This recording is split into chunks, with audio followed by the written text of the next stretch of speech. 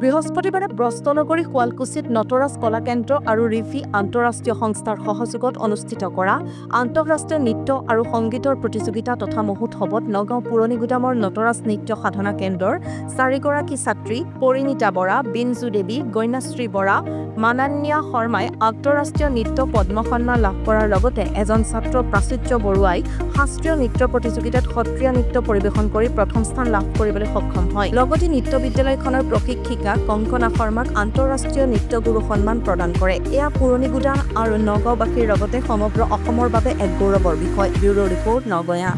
নমস্কাৰ, মোৰ নাম শ্ৰী পৰিণীতা বৰা। মই স্বৰ্ণ হাজৰিকা মেম'ৰিয়েল ফ্ল'ৰেন্স একাডেমীত পঢ়োঁ। মই এতিয়া 3য় শ্ৰেণীত আছোঁ।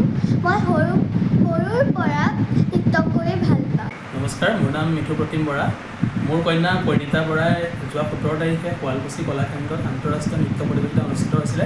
সেই নৃত্য প্ৰতিযোগিতাত পুৰণি গুদাম নটৰাজ নৃত্য সাধনা কেন্দ্ৰৰ পৰা প্ৰতিনিধিত্ব কৰি মোৰ কন্যাই আন্তঃৰাষ্ট্ৰীয় নৃত্য প্ৰতিযোগিতা যি অনুষ্ঠিত হৈছিলে তাত অংশগ্ৰহণ কৰি ইণ্টাৰনেশ্যনেল নৃত্য পদ্ম সন্মানিত হৈছিলে। লগতে সেই নটৰাজ নৃত্য সাধনা কেন্দ্ৰৰ আন 4গৰাকী নৃত্যশিল্পী গণ্যাশ্ৰী শইকীয়া, বিঞ্জু দেৱী, মানান্যা শৰ্মা, তেওঁলোককো আন্তঃৰাষ্ট্ৰীয় নৃত্য পদ্ম সন্মানেৰে সন্মানিত কৰিছিলে।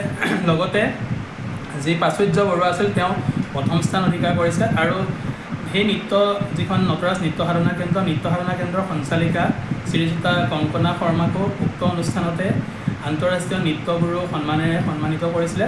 পুৰণি গুদাম অঞ্চলত এই নটৰাজ নৃত্য সাধনা কেন্দ্ৰখনে সাংস্কৃতিক দিশত এটা যথেষ্টপূৰ্ণ গুৰুত্ব ভূমিকা গ্ৰহণ কৰি আছে। এই কণ শিশুসকলক সেই নৃত্য সাধনা কেন্দ্ৰখনে সৰুৰ পৰা শংকৰী কলা কৃষ্টিৰ লগতে শাস্ত্ৰীয় সংগীতৰ দিশত যথেষ্ট পৰিমাণে আগুৱাই লৈ যোৱাত আমি সঁচাই সেই নৃত্য সাধনা কেন্দ্ৰ তাত আমি গৌৰৱান্বিত।